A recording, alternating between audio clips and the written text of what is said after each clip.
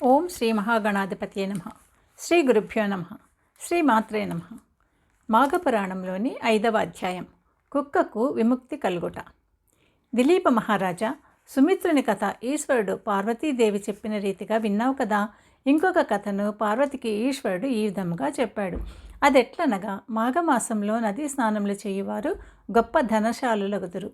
వర్తమాన కాలమందు ఎన్ని కష్టములు అనుభవించుచున్నప్పటికీ మాఘమాసం మొదలెడిన తర్వాత వారి కష్టములు క్రమేపీ సమసిపోవును. మాఘశుద్ధ దశమి నాడు నిర్మలమైన మనస్సుతో శ్రీమన్నారాయణుని పూజించిన ఎడల శ్రీహరి కటాక్షమునకు పాత్రలగుదురు.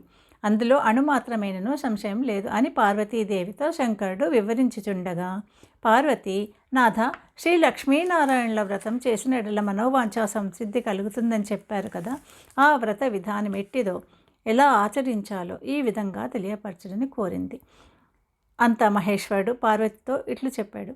మాఘశుద్ధ దశమి నాడు ప్రాతకాలమున కాలకృత్యములు తీర్చుకుని స్నానం చేసి నది ఒడ్డున కానీ ఇంటి వద్ద కానీ మంటపం నుంచి ఆ మంటపము ఆవు పేడతో అలికి పంచరంగులతో ముగ్గులు పెట్టి మంటపము మధ్య 8 రేకుల పద్మము వేసి అన్ని రకాల పుష్పములు ఫలములు తీసుకుని వచ్చి లక్ష్మీనారాయణుల మంటపము మధ్యన ఉంచి ఆ విగ్రహాలకు గంధము, కర్పూరము, అగరు మొదలగు ద్రవ్యములను పూసి పూజించవలను. రాగి చెంబులో నీళ్లు పోసి మామిడి చిగుళ్లను అందులో ఉంచి దానిపై కొబ్బరికాయ పెట్టి కొత్త వస్త్రములకు దాన్ని కప్పి లక్ష్మీనారాయణుల ప్రతిమను ప్రతిష్ఠించి పూజించవలను. ఆ మండపం మధ్యలో సాలగ్రామం నుంచి ఒక సద్బ్రాహ్మణుని ఆహ్వానించి పూజించి వారి చేత ధూప దీప చందనాగర పరిమళ వస్తువులుంచి నైవేద్యము చెల్లించవలను. తరువాత రాగి పాత్రలో నీరు పోసి అర్ఘ్యప్రదానం చేయవలను. అటు తరువాత సూర్యనారాయణ స్వరూపుడు శ్రీరామచంద్ర ప్రభువుని మదిలో ధ్యానించవలను. మాఘమాస స్నానము చేయువారు వారి తల్లిదండ్రులు బంధుమిత్రుల సమక్షంలో మాఘమాస వ్రతమును చేయవలేను. ఒక సద్బ్రాహ్మణులకు బియ్యము, బెల్లము, ఉప్పు, పప్పు, కాయగూరలు, పండ్లు మొదలగునవి ఏకపాత్ర యందు ఉంచి కానీ కొత్త గుడ్డతో మూట కట్టి కానీ దానం ఇయ్యవలను. మాఘపురాణమును స్వయంగా పఠించినప్పుడు కానీ లేక వినినప్పుడు కానీ చేతిలో అక్షింతలు ఉంచుకొని చివరిలో శ్రీమన్నారాయణుని ధ్యానించుకుని కొన్ని అక్షింతలు భగవంతునిపై ఉంచి మరికొన్ని అక్షింతలు తమ తలపై వేసుకునవలను. కాన ఓ శాంభవి, మాఘస్నానం చేసి మాఘశుద్ధ దశమి నాడు లక్ష్మీనారాయణులను నిష్ఠతో పూజించిన ఎడల ఎటువంటి మహాపాశములైనను నశించిపోవును.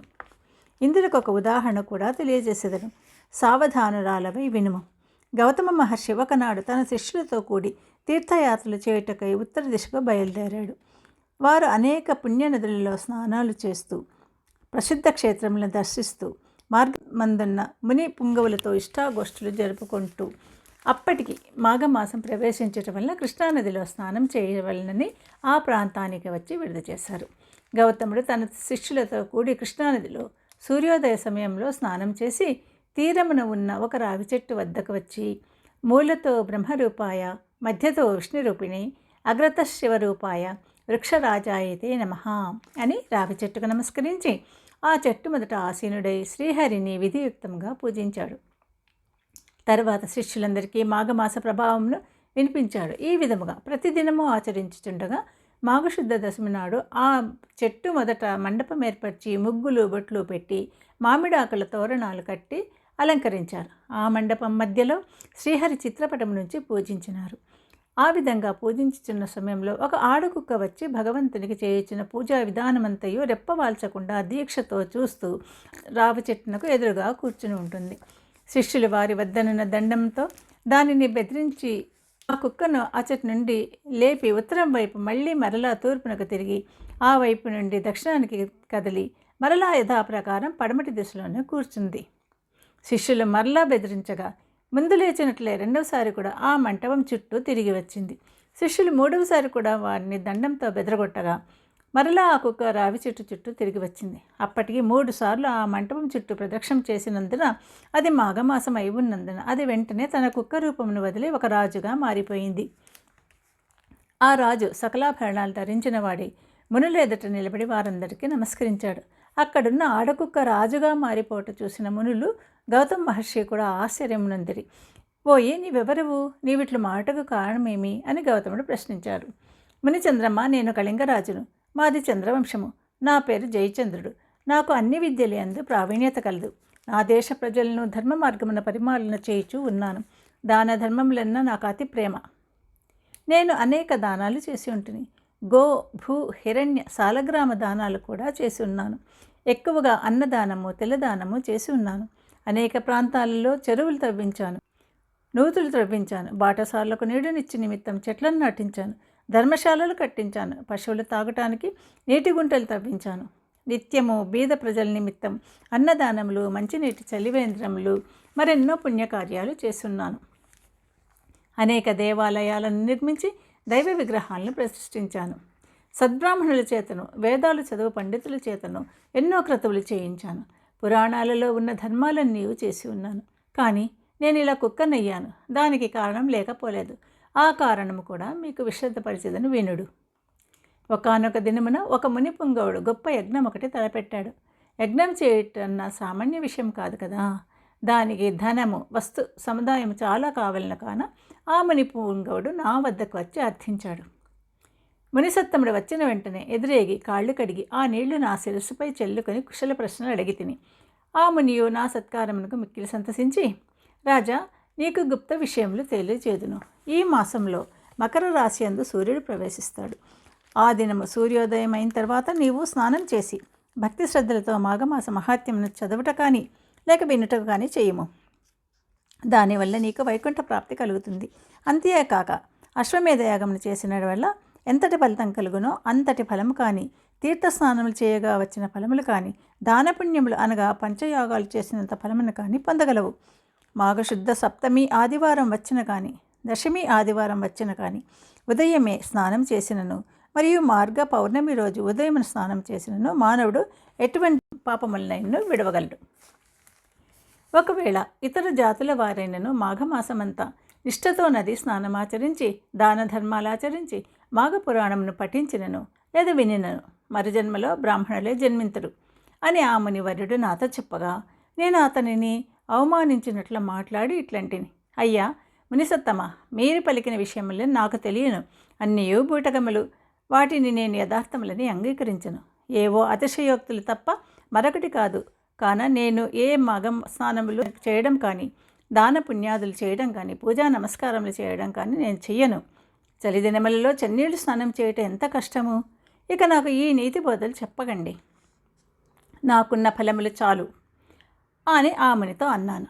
నా మాటలకు మునికి కోపం వచ్చింది. ముఖం చిట్లించుకుని, సరే, నేను చెప్పవలసింది చెప్పాను, అది నా ధర్మము అని యజ్ఞమునికి కావలసిన ధనమును తీసుకోకుండానే వెళ్ళిపోయాడు. అంతటా నేను ఆ మునిని చేతులు పట్టి బ్రతిమలాడగా ఎట్టకేలకు అంగీకరించి ధనమును తీసుకుని వెళ్ళాడు. ఆ విధంగా నేను కొంతకాలం రాజ్యమేలి ప్రాణములు విడిచితిని. తరువాత నాకు వరుసగా 7 జన్మలు కుక్క జన్మయే వచ్చింది. నా పాప ఫలమేమో గాని కుక్కగా 7 జన్మలు బాధపడితిని. ఇప్పుడు మీరు చేయు పూజాస్థలము చుట్టూ 3 పర్యాయములు ప్రదక్షిణము చేశాను. కాబట్టి నా పూర్వ జన్మస్మృతి నాకు కలిగినది. దైవయోగంను ఎవ్వరినూ తప్పించలేరు కదా. ఇట్లా కుక్క జన్మలో ఉండగా మరలా నాకు పూర్వ జన్మస్మృతి ఎట్లా సంక్రమించిందో వివరించవేడదును అని రాజు పలికాడు. ఆ రాజు చెప్పిన వృత్తాంతము గౌతముని ఆశ్చర్యపడి, మాఘమాసమును నీవు చులకనగా చూచుట వలన ఎంతటి విపత్తు వాటిల్లను అనుభవమే చెప్పుచున్నది. నీ వద్దకు వచ్చిన మునిసత్తముడు ఉత్తముడు. అతడు పలికిన విషయములన్నీ యథార్థములే. నీవు కుక్కవై ఎట్లా పవిత్రుడవైతివో ఆ వృత్తాంతమును వివరించదను, సావధానుడవై ఆలకించుము. నేను నా శిష్యులతో కృష్ణవేణి తీరం నుండి ఈ మాఘమాసమంతయు కృష్ణానదిలో స్నానములు జపములు చేసి తిరిగి మరొక పుణ్యనదికి పోవదమని వచ్చి ఉంటిని. మేమందరము ఈ వృక్షరాజం క్రింద విష్ణు విగ్రహాన్ని పెట్టి పూజించుకుంటున్నాము. కుక్క రూపంలో ఉన్న నీవు దారినపోతూ ఇచ్చట నైవేద్యంను చూసి తినవల్లని ఆశతో పూజా సమీపనకు వచ్చి కూర్చున్నావు. అప్పుడు నీవు ఎలాగున్నావో తెలుసా? నీ శరీరమున బురద మైల తగిలి ఉన్నది. చూచుటకు చాలా అసహ్యంగా ఉన్నావు. పరిశుద్ధలమై భగవంతుని పూజ చేయుచున్న సమయంలో అతడికి జంతువు కానీ పక్షి కానీ వచ్చి ఉన్న దానిని తరమవేయట సహజమే కదా. నీవు అసహ్యంగా ఉన్నందున నా శిష్యులు నిన్ను తపోదండములతో కొట్టబోటచే పారిపోయి నైవేద్యమును తినవలన ఆశతో తిరిగి యథాస్థానంలో వచ్చి కూర్చున్నావు. మరలా నా శిష్యులు నిన్ను కొట్టచే పారిపోయి తిరిగి మళ్ళీ వచ్చావు. అట్లు 3 పర్యాయములు తిరుగుటచే భగవంతుడు నీ రూపమును మార్చి నిజ రూపమును ప్రసాదించాడు. అనగా భగవంతుని మండపం చుట్టూ తిరుగుట వలన మాఘమాస ఫలము కలిగి పునర్జన్మ వచ్చినదన్నమాట. ఇక మాఘమాసమంతయు నదిలో స్నానం చేసి భగవంతుని ధ్యానించి పురాణ పఠనము చేసినచో ఎంతటి ఫలం వచ్చినో ఊహించుకును అని చెప్పగా రాజు వినుచుండగా అంతలోనే ఆ రావి చెట్టునుకున్న ఒక తర్రు నుండి ఒక మండూకము బయటకు వచ్చి గౌతమ ఋషి పాదములపై పడి బెకబెకమని అరచి అటూ ఇటూ గెంతుచుండెను. అట్లు గెంతుటలో మండపం వద్ద వచ్చి చూచుచుండగానే కొంచెంలో హఠాత్తుగా కప్పరూపం వదిలి మునివనితగా మారిపోయిను. ఆమె నవయవ్వనవతి, అతి సుందరాంగి. గౌతమ ఋషిని చూడగానే ఆమెకు జ్ఞానోదయమై తన యొక్క పూర్వజన్మ వృత్తాంతమంతయు జ్ఞప్తికి వచ్చినది. అంత గౌతమ ముని, అమ్మాయి, నీవెవరు దానవు? నీ నామధేయమేమి? నీ వృత్తాంతమేమి అని ప్రశ్నించెను. ఆమె తన పూర్వజన్మ వృత్తాంతం తెలియజేయుటకై ఇట్లు చెప్పదొడంగెను. ఇంతటితో మనకు 5వ అధ్యాయం ముగుస్తుంది. తర్వాత రేపు చెప్పుకుందాము. Please like and share. Thank you. సర్వం శ్రీకృష్ణార్పణమస్తు.